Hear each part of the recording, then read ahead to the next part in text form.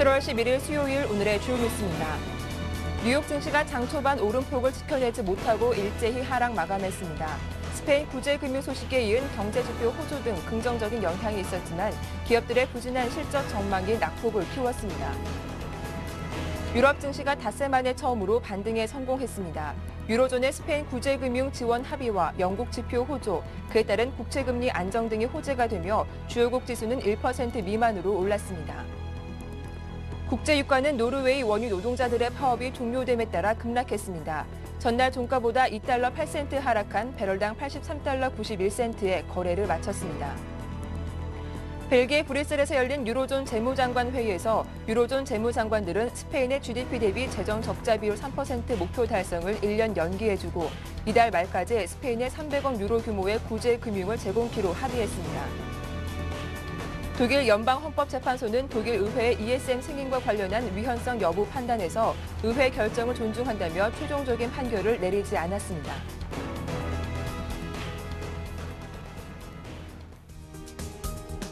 안녕하세요. 굿모닝 대박 예감 박미라입니다. 간밤 글로벌 증시는 엇갈린 모습을 보였습니다. 유럽 증시는 스페인발 호재의 상승세로 마감한 반면 뉴욕 증시는 나흘 연속 내리막길을 걸었는데요. 유로존 재무장관들이 스페인의 구제금융 지원에 승인했다는 소식에 국제시장은 안정되는 모습을 보였지만 여전히 미국 기업들의 실적 부진이 뉴욕 증시 상승에 발목을 잡는 악재가 되기도 했습니다. 이후 재무장관 회담의 결과 한번 정리를 해보고요. 오늘 이 소식이 국내 증시에는 어떤 영향을 줄지도 꼼꼼하게 살펴보겠습니다. 글로벌 핫 이슈 인백스 투자자문의 이현민 본부장과 함께하죠. 안녕하세요. 네, 안녕하십니까. 네, 유로존 재무장관 회담에서 나름 의미 있는 결과가 도출됐습니다. 스페인 은행권의 구제금융 지원을 승인하겠다라고 발표를 했는데 일단 1,000억 유로 규모에서 300억 유로를 이달 말까지 승인하겠다라고 하죠. 시장 반응부터 한번 살펴봐 주시죠. 그렇습니다. 그 유럽 증시가 그 좋은 흐름을 보였던 이런 내용도 이런 그 합의안이 예상대로 도출이 됐다는 점에서 우리가 시장에 그 긍정적인 영향을 미쳤다라고 볼 수가 있겠는데요. 유로 재무장관 회의 9시간의 토의 끝에 스페인의 구제금융을 1차적으로 이달 말까지 300억 유로를 지급하는데 재무장관들이 중지를 모았습니다. 이렇게 되면서 스페인의 10년 만기 국채 수익률이 그동안 7% 언저리 수준에서 다시 6.7% 수준으로 내려가는 등 채권 시장이 급속도로 안정화되는 모습도 보였고요. 현재 루이스 데 귄도스 스페인 재무장관은 유로 재무장관 회의에서 이달 말까지 스페인의 구제금융 1차 규모가 300억 유로로 책정이 되고 이달 말 전에 지급이 될 것으로 예상을 하고 있다라고 밝혔습니다. 또한 채무 상환 기간도 15년까지 최대로 늘릴 수 있는 부분이고요. 금리도 3% 전후로 현재 맞춰지는 것으로 알려지고 있습니다. 또한 스페인이 그간 유로 재무장관 회의에 지속적으로 요구를 했던 2013년에서 2014년까지 GDP 대비 재정적자 비율 3% 미만을 1년 연장해달라. 이 내용도 수용이 됐습니다. 이렇게 보면 유로 재무장관 회의에서 가장 큰 수혜를 스페인이 받았다라고 볼 수도 있겠는데요. 이 밖에 8월 그리스의 구제금융 집행 내용 세부안도 이미 예정대로 집행하겠다라고 나왔고요. 22에 설치될 유럽은행 감독기구도 연내 출범도 확인했다는 성과가 나왔습니다. 네, 그렇지만 유로 안정화기구, 이 ESM을 통해서 위험국의 국채를 직접 매입하는 방안에는 합의하지 못했다라고 하는데 이 만장일치가 역시 쉽지 않아 보이네요. 그렇습니다. 네. 우리가 이 시간을 통해서 이제 핀란드 얘기를 자주 이제 드렸는데요. 핀란드가 여기에 이제 반대를 하고 있고요. 오늘 나온 소식으로는 벨기에가 여기 추가됐다라고 현재 나와 있습니다. ESM 유로 안정화 기구의 출범도 현재 7월 초 출범해서 다소 지연되고 있는데요. 네덜란드와 벨기에, 핀란드는 이 유로 안정화 기구가 스페인이나 이탈리아에 직접적으로 국채 매입에 나서는 것은 현재 반대하고 있다는 측면입니다. 그렇지만 28일과 29일 EU 정상회담을 통해서 대전제는 이미 합의가 됐기 때문에 진통이 있겠지만 합의되는 수순으로 진행되지 않을까라고 볼 수가 있겠습니다. 네, 조금 전에 말씀하신 것처럼 당초 ESM 출범이 7월 초로 예정이 돼 있었는데 이렇게 연기되고 있는 이유는 따로 있습니까? 그 회원국들의 승인을 받아야 되는데요. 네. 이것이 이제 당초 그 회원국들의 일정이나 이런 부분 때문에 조금씩 좀 늦춰지는 부분으로 볼 수가 있겠습니다.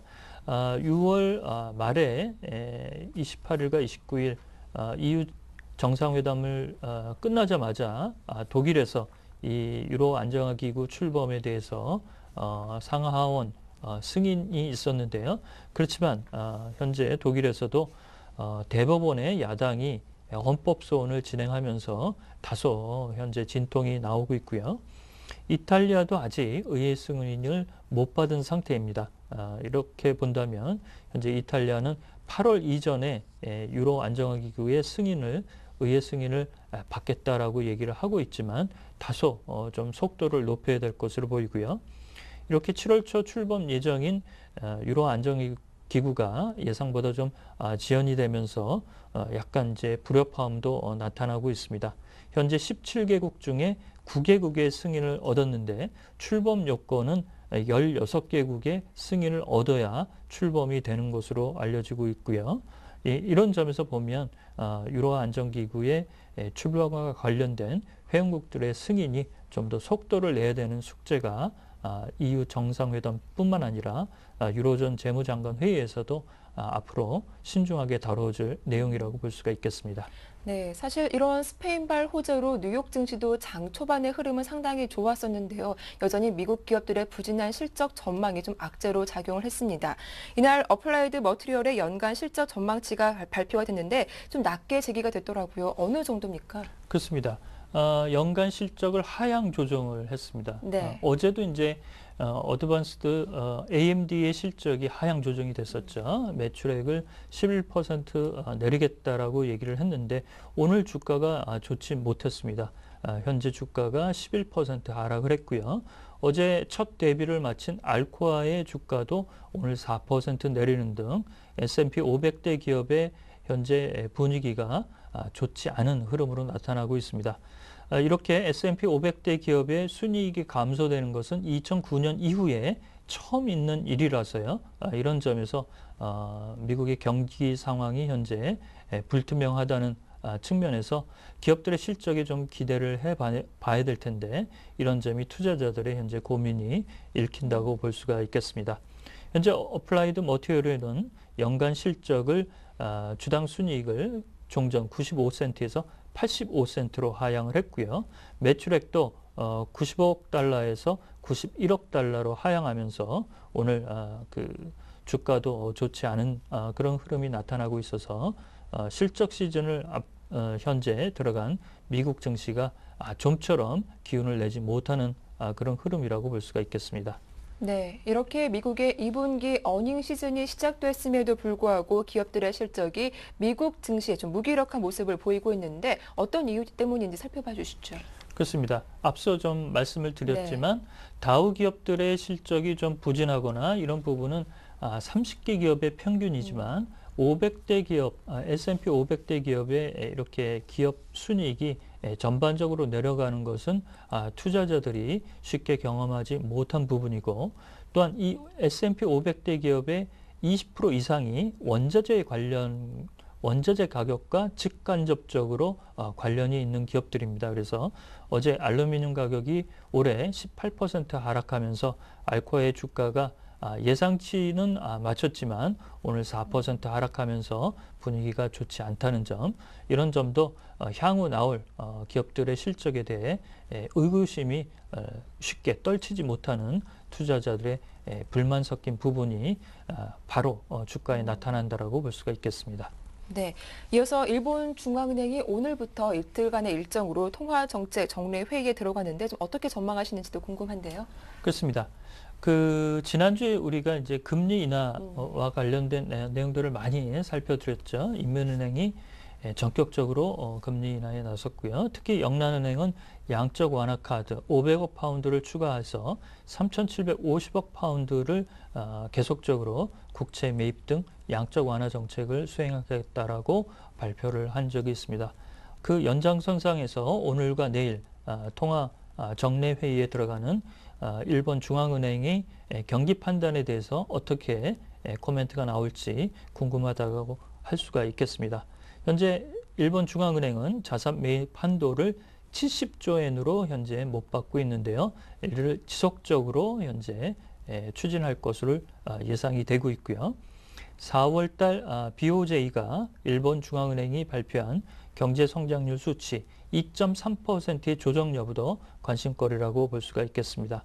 특히 일본 중앙은행은 인플레가 1% 올라오기까지는 계속적으로 자산 매입 한도를 유지하겠다라고 발표를 하고 있어서 올해 인플레이션 전망치 0.3%가 어느 정도 나아질 수 있을지 이런 부분도 관심 포인트라고 볼 수가 있겠습니다.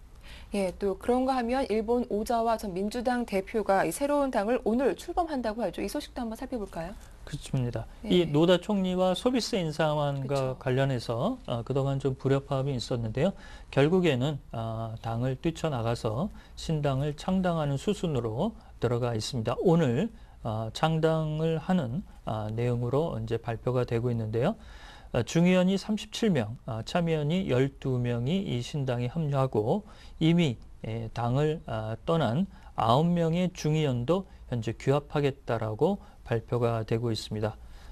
그렇지만 현재 노다 총리는 야당인 자민당이 중의원 해산 이런 부분의 요구를 현재 반대 입장을 계속 고수하고 있는데요.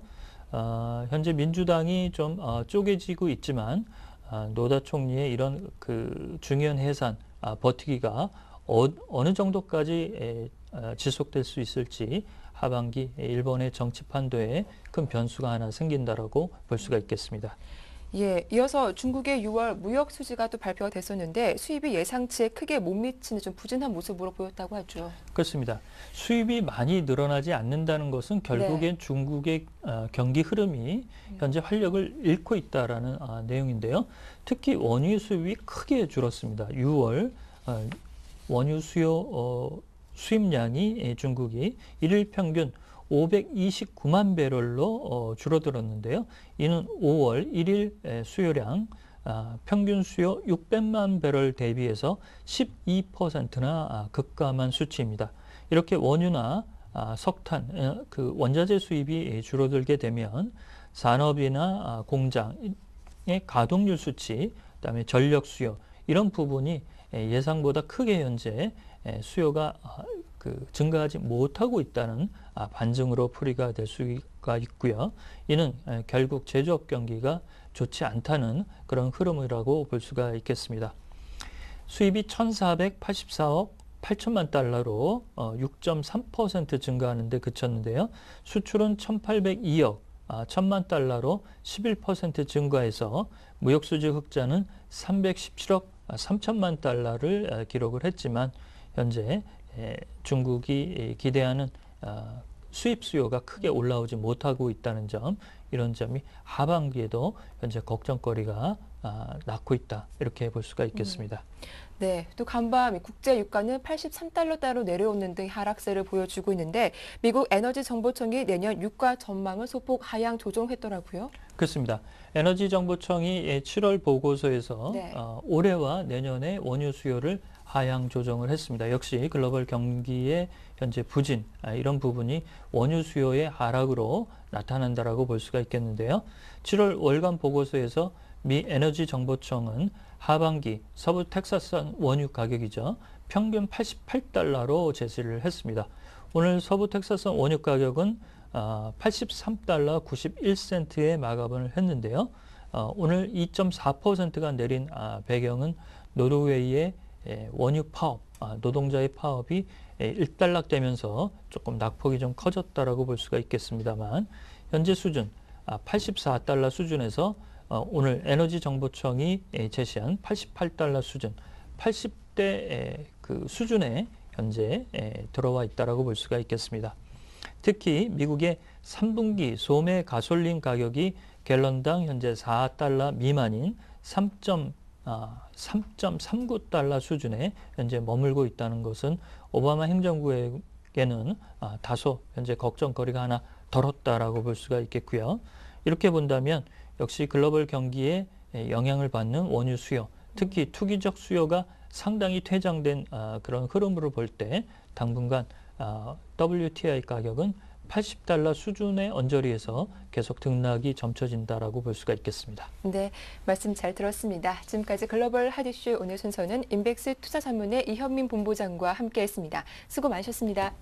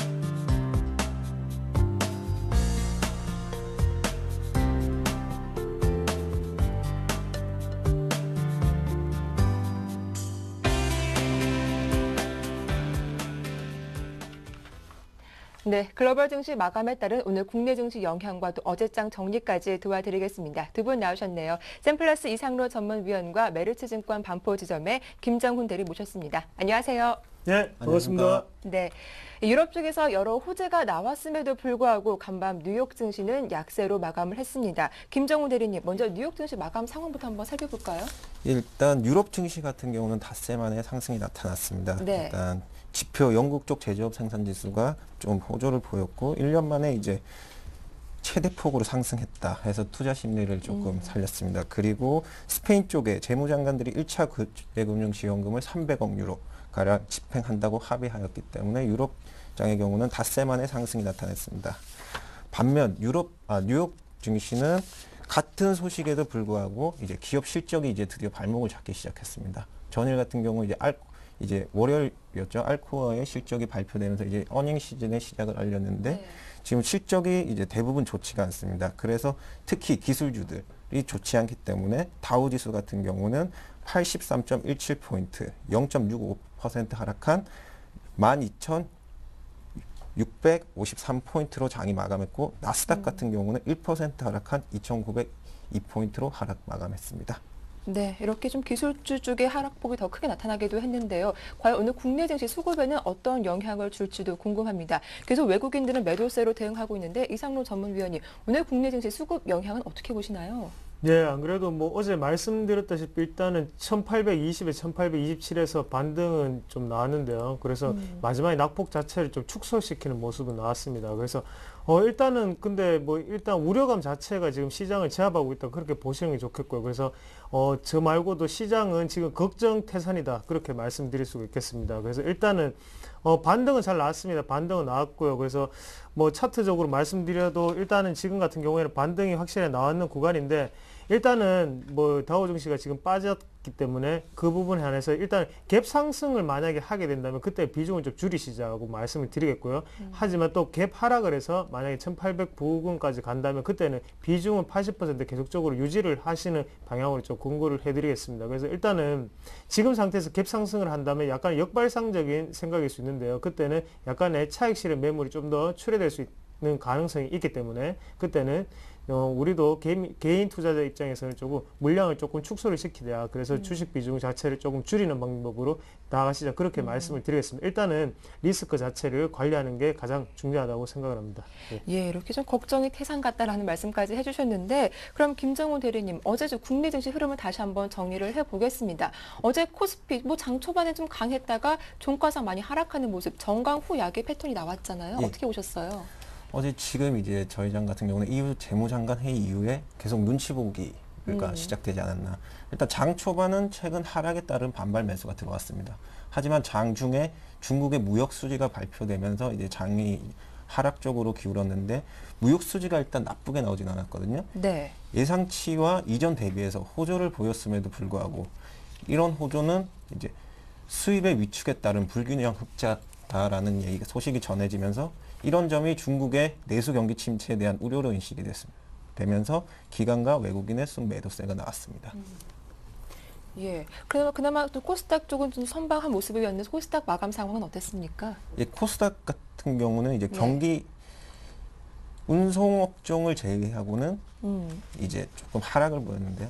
이제 기관과 외국인의 매도는 많이 나오지 않았습니다. 각각 2억 원과 8억 원의 매도세가 나왔는데 개인의 경우 24억 원의 매수세가 나오면서 이제 코스닥 역시 하락 마감하면서 끝났습니다. 네, 알겠습니다. 자, 이어서 어제장 코스피 쪽에서 뭐 강했던 업종 그리고 약했던 업종 이렇게 업종별 흐름도 정리를 해보도록 할 텐데요. 뭐 최근 들어서 대표 좀 많이 부진한 모습을 보이고 있죠. 어제 그나마 선방했던 업종은 어느 쪽에서 나왔습니까? 예, 업종별로는 이제 경기 방어주 그리고 그간의 낙폭이 컸던 일부 내수주가 강세를 보였고 네. 지금 이제 실적이 우려되고 있는 화학주와 그리고 이제 금융업 그리고 이제 중국 관련 소비재들을 비롯해서 대부분 업종에서 약세를 나타냈습니다. 일단 강세 업종을 먼저 살펴보시면 이제 통신업에서 외국인과 기관의 순매수가 들어오면서 2.74%의 상승이 왔고 그리고 종이 목재, 음식료품 등이 각각 0.48%, 0.04% 상승하면서 강보합으로 마감했습니다. 특히 조금 주목하실 종목이 이제 LG U+, 그리고 KT, KTNG 등이 각각 3%에서 7%의 상승을 나타냈는데 좀 최근 이제 글로벌 불안감으로 인한 경기 둔화 우려로 인한 좀 경기 방어주에 대한 매수세가 몰리는 것을 확인할 수가 있습니다. 예, 이어서 코스닥의 업종별 흐름도 궁금한데 코스닥 흐름도 한번 살펴볼까요? 예. 코스닥 업종은 네. 이제 운송업을 제외하고는 대부분의 업종에서 약세를 나타냈습니다. 하지만 좀 제약, 바이오 관련해서 좀 상승이 나타냈는데 제약주들은 일단 경기 방어적 성격을 좀 띠고 있습니다. 그래서 또 특히 제약 업종 중에서도 이제 어제 보시면 시티바이오, 동합함텍, 그리고 코오롱 생명과학 등 경기 방어주의 성격을 띠고 있으면서도 신약에 대한 그런 모멘텀이 있던 종목들이 위주로 상승이 나타났었습니다. 그리고 이제 좀 약세 관련해서 좀 눈에 띄는 종목들이 이제 최근에 상승을 보였던 중국 내수주들, 이제 제닉이나 파라다이스 등이 조금 약세를 나타냈는데 앞서 말씀드렸듯이 중국 수입 부진으로 인한 이제 내수 소비 위축 우려로 인한 이제 하락이었다고 보시면 괜찮겠습니다. 그리고 모바일 게임 관련주들 중에서 JC 그리고 컴투스 게임빌 등이 2%에서 3%대의 하락을 나타냈는데 큰 의미는 없습니다. 지금 차익 실현 정도라고 생각하시면 되고 이제 실적 시즌이 시작됐기 때문에 이 관련주들은 실적에 전혀 지금 최근에는 이제 어닝 서프라이즈들이 나오는 종목이기 때문에 좀 매수 측에서 조금 접근하셔도 괜찮겠다고 생각합니다.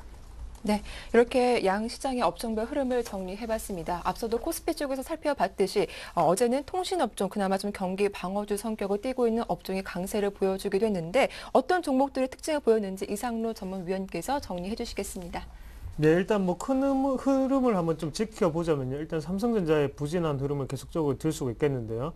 그래서 일단은 주가 자체를 견인하기엔 상당히 힘들다 그렇게 보실 수가 있겠습니다. 그래서 삼성전자에 뭐 얼마 전까지만 하더라도요. 뭐 전차군단이라고 해서 뭐 삼성전자가 상당히 잘 나갔었는데 요즘 같은 경우에는 호실적이 발표된 이 마당에도 지금 같은 경우에는 주가를 견인하지 못하고 있다. 그렇게 말씀드릴 수가 있겠고 그만큼 쏠림 현상 자체는 이제 완전하게 없어졌다고 그렇게 보실 수도 있겠습니다. 있습니다. 그래서 지금 같은 경우에는 공매도가 문제인데 그런 부분 자체가 아직까지 수급 자체에 상당히 불안전한 요소로 자리 잡고 있다. 그렇게 말씀드릴 수가 있겠고요.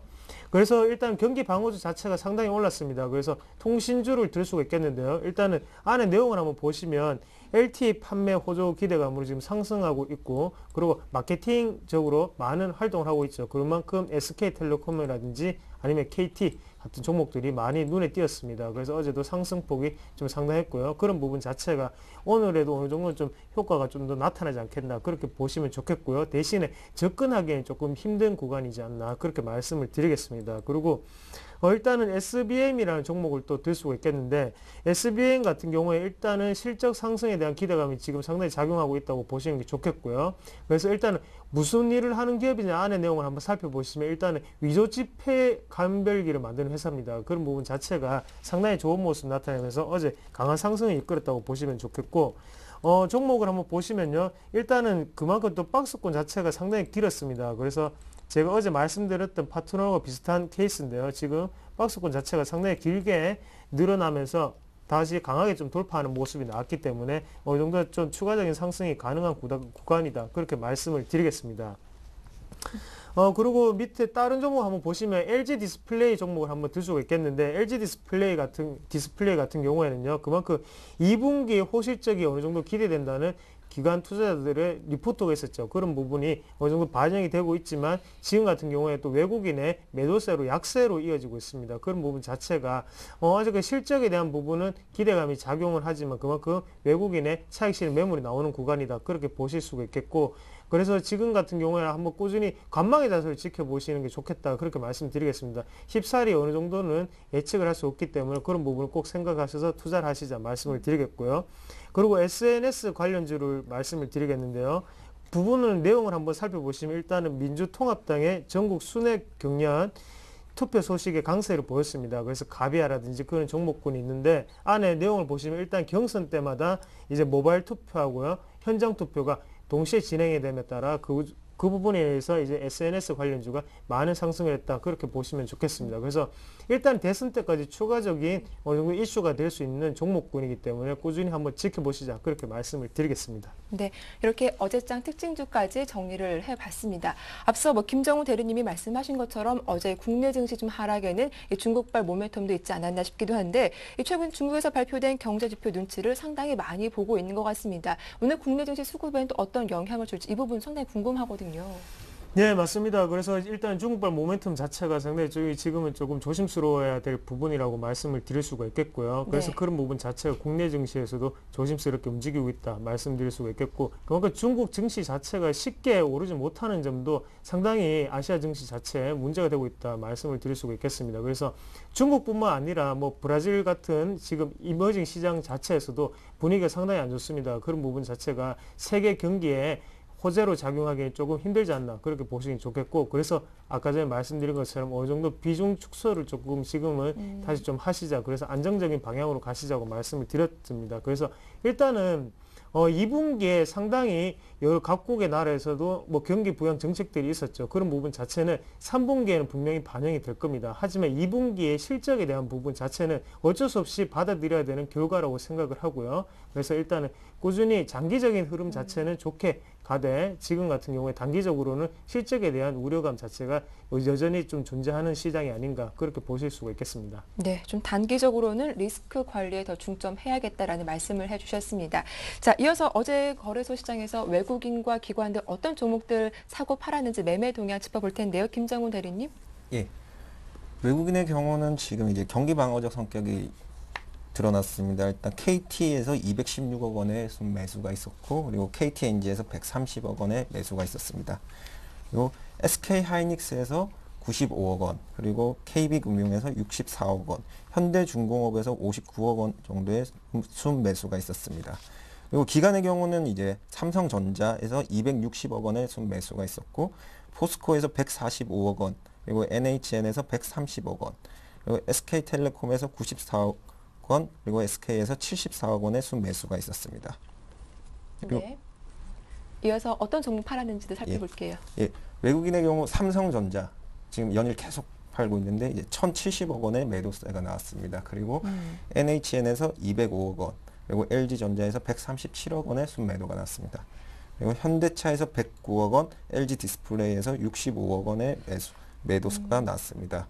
그리고 기관의 경우는 LG화학에서 146억 원, 현대건설에서 124억 원, 그리고 KB금융, OCI에서 각각 86억 원, 84억 원의 순매도가 나왔고, 좀 최근에 조금 낙폭이 커지고 있죠. NC소프트에서 네. 84억 원의 순매도가 나왔습니다. 네, 이렇게 매매 패턴을 보니까 어제도 그렇고 외국인과 기관의 패턴이 상당히 다르다라는 걸 확인할 수 있었는데요. 코스닥 쪽은 어떤지 궁금한데요. 이상로 전문위원님 살펴봐 주시죠.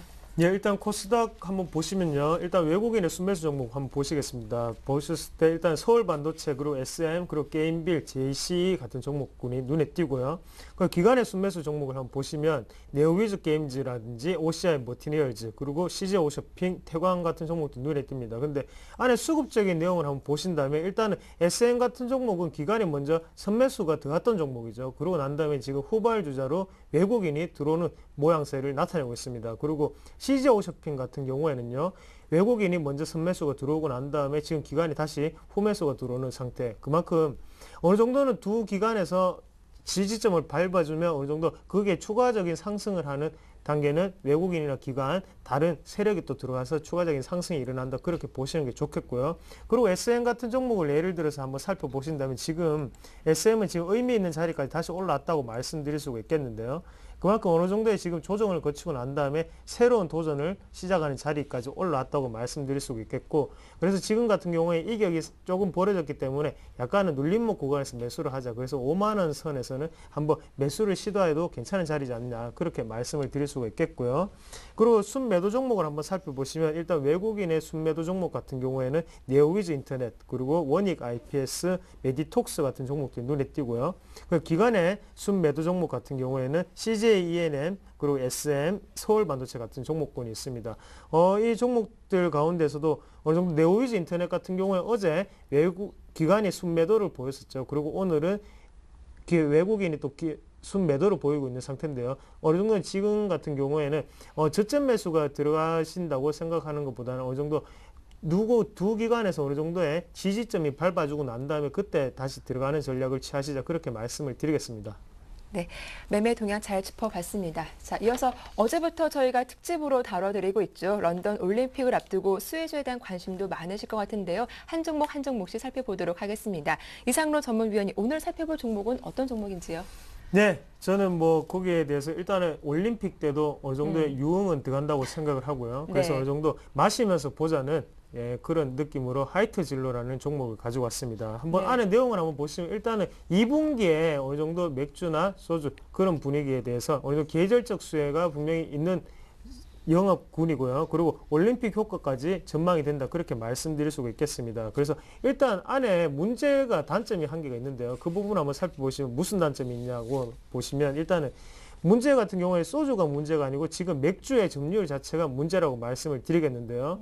그만큼 예전 같은 경우에는 하이트 자체가 60%대를 넘는 점유율을 기록을 했었습니다. 하지만 최근 들어서 젊은 층 자체가 다른 분야로 넘어가면서 일단 지금은 40%대까지 점유율 자체가 떨어졌다. 그 점 자체가 문제가 될 수 있는데, 일단 지금 같은 경우에는 일단 바운더리 자체가 좀 커지게 됐죠. 그만큼 수요 자체가 2분기에는 어느 정도 많이 늘어가는 시점이기 때문에 맥주 영업, 그래서 하이트에 관해서도 어느 정도 매출이 나올 것이다, 그렇게 전망이 되고요.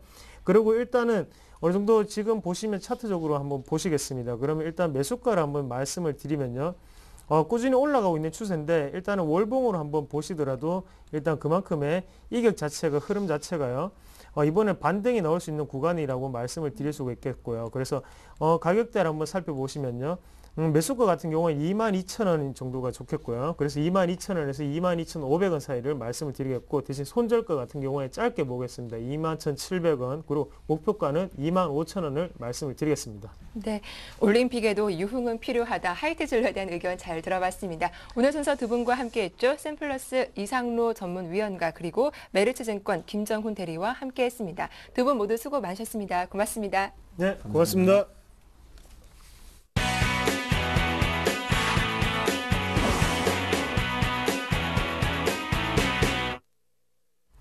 네, 어제장에서 이슈를 보였던 종목 찾아보고 자세한 매매 전략도 들어보겠습니다. 샘플러스 김현근 전문위원과 전화 연결해보죠. 안녕하세요. 네, 안녕하세요. 예, 오늘 먼저 살펴볼 종목은 어떤 종목인지 궁금한데요. 예, 최근에 이제 어려운 좀 시장의 흐름 속에서 어제 상당히 좀 눈에 띄는 그런 업종이 있었는데 바로 통신 업종이었죠. 네. 사실 이제 어제뿐만이 아니고 최근에 뭐 KT 같은 경우는 한 15% 가까운 상승의 모습도 좀 보여줬었는데요. 관련해서 이제 LG U+라는 어제 좀 큰 폭의 상승을 보여줬던 LG U+라는 종목을 좀 점검을 해드리도록 하겠습니다. 일단 그 통신주들이 최근에 좀 부각을 받고 있는 이유는 바로 이제 LTE에 관련된 부분이죠. 그동안 사실은 주가가 통신 주들이 좀 지속적인 하락했던 부분은 바로 실적 부진 우려죠. 그런 어떤 수익성, 새로운 수익 모델이 없다 보니까 가입자들 수가 뭐 기하급수적으로 계속 증가할 수 있는 부분은 아니기 때문에 이런 부분이 이제 기본 통신료가 인하가 되면 당연히 실적이 좀 부진하게 되겠죠. 그리고 관련해서 주가들이 계속해서 지속적인 좀 하락을 보여줬었는데 바로 이제 차세대 통신망의 LTE 이 부분이 본격화되면서 가입자가 좀 증가가 되면서 수익성의 어떤 기대감, 증가에 대한 기대감이 주가에 좀 반영이 되고 있지 않나 이렇게 좀 판단을 하고 있고요. 그리고 이제 그 LTE 이제 기존 3세대 통신망 비해서 LTE라는 부분이 상당히 요금이 좀 더 비싸다고 합니다. 비싸기 때문에 월 평균 이용 요금이 상승이 되겠죠. 그러다 보니까 이제 어떤 그런 통신주들의 어떤 수익성의 개선 이런 부분을 좀 기대를 하고 있는데요. 이 부분이 이제 2012년도 올해 이제 네트워크망 설비 투자가 마무리가 된다면 내년부터는 투자 비용도 좀 줄어들게 되기 때문에 그 수익성 개선에 대한 어떤 긍정적인 그런 면을 또 플러스 요인으로 작용이 될 것 같고요. 근데 이제 다만 한 가지 좀 우려되는 부분은 이러한 부분도 이제 통신 3사 간의 어떤 경쟁이 다시금 또 치열해지지 않을까 이렇게 좀 전망이 되고 있습니다. 그렇다면 결과적으로 또 경쟁이 치열해지는 만큼 또 유치를 위한 이런 마케팅 비용도 증가하게 되고 이러다 보면 수익성의 어떤 증가 부분이 어느 정도 좀 제한이 되지 않을까 이렇게 좀 예상을 하고 있습니다. 사실상 2분기 실적을 보자면 동사 같은 경우 이전에 이제 마케팅 비용 같은 경우 주로 이제 단말기 보조금이겠죠. 고객 유치를 위한 단말기 보조금 이런 부분 증가가 됐기 때문에 순이익면에서 사실 적자 예상이 되고 있습니다.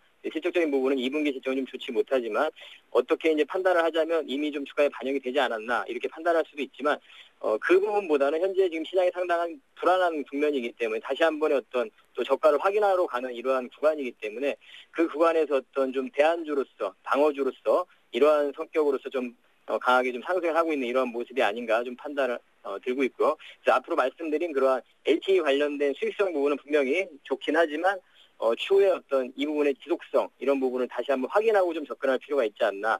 단기적인 접근은 가능하지만 뭐 긴 시각보다는 좀 단기적으로 접근을 하는 게 좋을 것 같습니다. 그래서 단기적인 트레이딩 관점으로 접근하자면 전일 종가 이하였던 5,900원, 5,980원 요 이하에서 매수 밴드를 말씀드리고 목표가는 6,500원, 손절가는 5,500원 이렇게 말씀드리는데 이제 긴 시각보다는 좀 짧은 트레이딩 관점에서 접근하실 것을 좀 말씀을 드리도록 하겠습니다. 단기적인 트레이딩 관점에서 LG U+ 의견 잘 들어봤습니다. 다음 살펴볼 종목은요? 예, 그리고 이제 어제 또 좀 한 가지 루머가 좀 돌면서 강한 흐름을 보여줬던 바로 네오위즈 게임즈라는 종목인데요. 네. 상당히 긴 시간 동안 주가 하락을 좀 했었죠. 그 부분은 바로 이제 그 스마일게이트죠. 게임 제작사인 그쪽과 크로스파이어라는 게임의 퍼블리싱 재계약을 이제 못할 것이라는 이러한 부분 때문에 주가가 계속 지속을 하락을 했죠. 동사의 어떤 큰 매출의 큰 부분을 차지하기 때문에 이 부분이 큰 영향을 주기 때문에 그러한 부분으로 주가가 좀 하락을 했었는데 어제 이제 그러한 게임의 어떤 재계약을 할 것이라는 루머가 좀 돌았습니다. 그래서 주가가 좀 큰 폭의 상승을 했었는데요. 그 루머에 또 한 가지 신규 게임이죠. 신규 게임인 레이더즈라는 게임이 있는데요. 이 얼마 전에 출시가 된 오픈한 게임인데요. 동시 접속자 수가 10,000명이 돌파했다고 합니다. 그래서 이제 지난 5일날 좀 공개 서비스를 시작을 했는데 근데 막 10,000명이 돌파가 되면서 긴급히 막 서버도 추가하고 이러한 뭐 작업을 했다고 합니다. 그래서 상당히 좀 출발이 좀 좋은 그러한 게임인데요. 현재까지도 뭐 재방문율이 한 60%가 넘는 그러한 모습이고 상당히 좀 호조 출발을 보여줬습니다. 근데 이런 부분이 좀 향후 지속성 좀 확인이 좀 필요할 것 같고요. 어제 주가가 상승했던 부분은 이러한 부분도 있지만 상당히 좀 기관의 매수세가 강하게 유입이 됐고 그리고 아까 말씀드린 그러한 루머 이런 부분으로 좀 판단이 되고 있습니다. 이 부분을 좀 다시 그 루머 부분은 좀 확인할 필요가 있을 것 같고요. 말씀드린 그 게임의 수익성 부분을 좀 지속성을 좀 확인을 해야 될 것 같습니다. 네오위즈 게임즈가 이렇게 주가가 지속적으로 하락했던 부분에 가장 큰 문제점은 제가 생각했을 때는 어떤 이 동사의 어떤 사업 구조 아닌가 이렇게 좀 판단을 하고 있습니다. 자체 개발을 한다기보다는 이 퍼블리싱이 좀 치중되어 있는 이런 부분이 조금 문제점이 아닌가, 한계성이 아닌가 이렇게 판단이 들고 있습니다. 자체 개발력 확보라든가 그리고 최근에 가장 게임주가 주목을 받고 있는 부분 바로 모바일 게임 부분인데 이런 모바일 환경에서의 어떤 대응 부분 이런 부분이 조금 뒤처지지 않았나 이렇게 좀 판단이 들고 있습니다. 그래서 어제 좀 강하게 좀 수급도 유입이 되고 강한 상승을 보여줬지만 마찬가지로 그러한 부분을 좀 확인하고 접근할 필요가 있을 것 같고 단기적인 트레이딩만 좀 그런 식으로 접근할 것을 좀 말씀을 드리고요. 현재 시장 상태가 좀 그렇습니다. 좀 길게 종목을 끌고 가기에는 좀 어려운 국면이 아닌가 이렇게 판단을 하고요.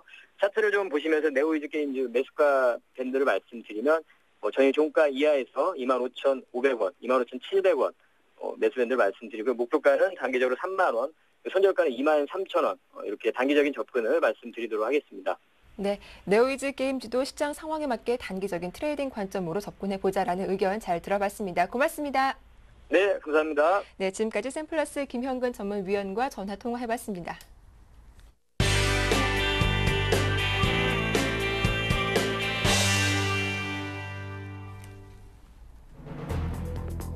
새누리당의 유력 대권 주자인 박근혜 전 비상대책위원장은 영등포 타임스퀘어에서 대선 출마를 선언한 뒤 재벌의 신규 순환 출자 금지와 경제 민주화 등을 강조하며 대권 도전을 공식 발표했습니다. 국세청이 역외 탈세와 민생 침해 탈세를 입잡는 대기업과 연예기획사, 거액재산가를 대상으로 일제히 세무조사에 돌입했습니다. 금융감독원은 비우량 신용등급을 개발해 오는 10월부터 저신용자 450만 명의 신용등급이 10단계로 재분류되면서 대출 이자 부담이 크게 줄어들 전망입니다. 한국인의 행복지수가 경제협력개발기구 회원국 중 꼴찌 수준이라는 분석이 제기됐습니다. 한국은 총 34개 OECD 회원국 가운데 32위를 차지한 것으로 조사됐습니다. 네, 이슈 오늘 순서는 서울경제신문 증권부의 안현덕 기자와 함께하겠습니다. 안녕하세요. 안녕하세요. 네, 올 대선을 앞두고 정치권이 분주하게 움직이고 있습니다. 어제는 박근혜 새누리당 전 비상대책위원장이 경제 민주화를 외치면서 대선 출마를 선언했다고 하죠. 네, 새누리당의 유력 대권 주자죠. 박근혜 전 비상대책위원장이 10일 재벌의 신규 출자 전환과 전환 금지 등 경제 민주화를 강조하며 대권 도전을 공식 선언했습니다. 박 전 위원장은 이날 서울 영등포 타임스퀘어에서 대선 출마를 선언한 뒤 연 기자간담회에서 재벌 지배구조와 관련해 순환 출자는 자기가 투자한 것 이상으로 의결권을 행사할 수 있다는 불합리한 면이 있다. 이런 것은 바로 잡아나가야 하지 않겠느냐며 기존의 순환 출자된 부분은 현실성을 감안할 때 기업의 판단에 맡기더라도 신규로 하는 부분은 규제가 검토돼야 한다는 생각을 갖고 있다고 강조했습니다. 순환 출자 규제는 새누리당 경제민주화 모임에서 주장해왔지만 그동안 당 지도부와 친박근혜 등 주류가 난색을 보였다는 점에서 앞으로 새누리당의 재벌 정책에 적지 않은 변화가 예상됩니다. 박 전 위원장은 대권 도전 선언에서 경제민주화를 통해 중소기업인을 비롯한 경제적 약자들의 꿈이 다시 샘솟게 하겠다며 공정하고 투명한 시장 경제 질서를 확립해 경제 민주화를 실현하는 일은 시대적 과제라고 강조했습니다. 이어 정당한 기업 활동은 최대한 보장하고 불필요한 규제는 철폐해 경제에 활력을 불어넣겠지만 영향력이 큰 기업일수록 사회적 책임을 다할 수 있도록 하는 데는 과감하고 단호하게 법을 집행하는 정부를 만들겠다고 힘주어 말했습니다. 그는 특히 경제 민주화와 일자리 창출, 한국형 복지 확립을 통한 5천만 국민 행복 플랜을 공약으로 제시하며 복지 수준과 조세 부담에 대한 국민 대타협 추진 방식을 밝혀 눈길을 끌었습니다. 네, 다음 소식입니다. 국세청이 조세 피난처를 악용해 역외 탈세에 나서는 기업들을 대상으로 강도 높은 조사에 나선다고 합니다. 대기업이나 연회 기획사 등 그 범위도 넓은데요. 자세한 내용 전해주시죠. 예, 국세청이 역외 탈세와 민생 침해 탈세를 일삼는 대기업과 연예기획사, 거액 재산가를 대상으로 일제히 세무조사에 착수할 예정입니다.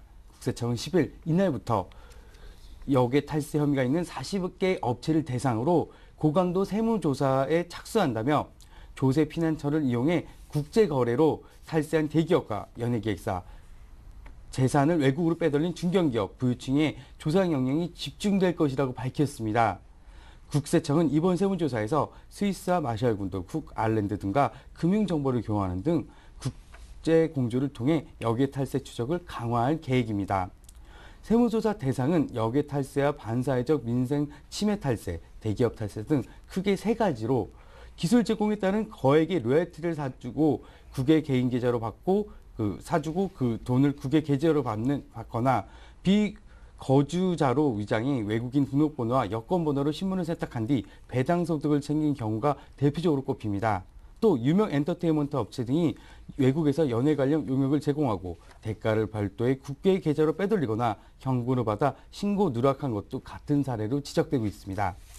이와 함께 국세청은 하반기 사채, 학원 사업자 등 불법 폭리 행위로 서민과 영세 기업에 피해를 주는 민생 침해 탈세제에 대해서도 색출 작업에 나설 계획입니다. 또 자유무역 협정 체결로 수입 원가 및 탈세 인하로 가격 하락 요인이 있지만 재고 조절로 높은 가격을 유지해 탈세한 유통업체도 조사 대상에 꼽힐 예상입니다. 네, 국세청이 탈세자들의 조사 화살을 겨누고 있는 셈인데요. 다른 한편에서는 저신용자들의 대출 이자를 낮춰주는 방안이 추진되고 있다고 하죠. 예, 오는 10월부터 저신용자의 450만 명 저신용자의 신용 등급이 10단계로 재분류되면서 대출이자 부담이 크게 줄어들 전망입니다. 신용등급 7등급 이하의 경우 연 27에서 28%의 고금리에 시달리고 있는 저신용자들이 비우량 신용등급에 따라 10에서 20%대로 대출금리가 낮아질 수 있기 때문입니다. 금융감독원은 10일 코리아 크레딧 뷰로 등과 공동으로 비우량 신용등급을 개발해 오는 10월부터 본격적으로 서비스를 개시한다고 발표했습니다. 비우량 신용등급 시스템이 구출될 경우 저신용층에 대한 채무상환 능력 평가가 한결 정확해지면서 금리 단층 현상이 완화될 것으로 보입니다. 비우량 신용등급은 현재의 신용등급 7에서 8등급을 10단계로 세분화하는데요. 재분류 기준은 장단기 연체 이력과 대출 보증 규모, 신용거래 실적 등입니다. 1000점을 만점으로 점수가 높을수록 높은 등급입니다. 금감원은 비우량 신용등급이 적용될 경우 카드사의 현금 서비스 수수료를 고객 신용도에 따라 세분화해 최고 수수료가 12에서 13%포인트 벌어진 것과 비슷한 결과가 나타날 수 있다고 예상하고 있습니다. 또 비우량 신용등급이 1에서 3등급으로 분류될 경우 상대적으로 금리가 낮은 은행에서 대출받거나 제2금융권에서도 비교적 낮은 금리로 대출받을 수 있을 전망입니다. 네, 국내 부채 문제 하루 이틀 이야기가 아닌데요. 그래서일까요? 우리나라 국민들이 느끼는 행복의 정도가 OECD 회원국 가운데 최하위를 기록 중이라고 하죠. 한국인의 행복지수가 경제협력개발기구 중 꼴찌를 나타내고 있는 것으로 분석됐습니다. 바로 이내찬 한성대학교 교수가 보건사회연구원 발간학술지 보건사회연구에 실은 논문에서 OECD의 보다 나은 삶의 질 지표를 일부 수정해 개발한 행복지수를 적용해 분석한 결과에서 이렇게 나타났는데요. 결과에 따르면 한국은 10점 만점에서 4.2점을 받았습니다. 이에 따라 한국은 총 34개 OECD 회원 가운데 32위를 차지했는데요. 우리보다 낮은 점수를 받은 곳은 터키와 멕시코 단 2곳뿐이었습니다. 상위 5위권 안에 든 국가는 7에서 8점을 받은 덴마크와 오스트레일리아, 노르웨이, 오스트리아 등의 국가들이 꼽혔습니다. 네, 말씀 잘 들었습니다. 이슈앤 이슈 지금까지 서울경제신문 증권부의 안현덕 기자와 함께했습니다. 수고 많으셨습니다. 네, 감사합니다. 네, 굿모닝 대박 예감 1부 순서는 여기서 마치겠습니다. 저희는 잠시 후 2부로 다시 인사드릴게요. 함께해 주셔서 고맙습니다.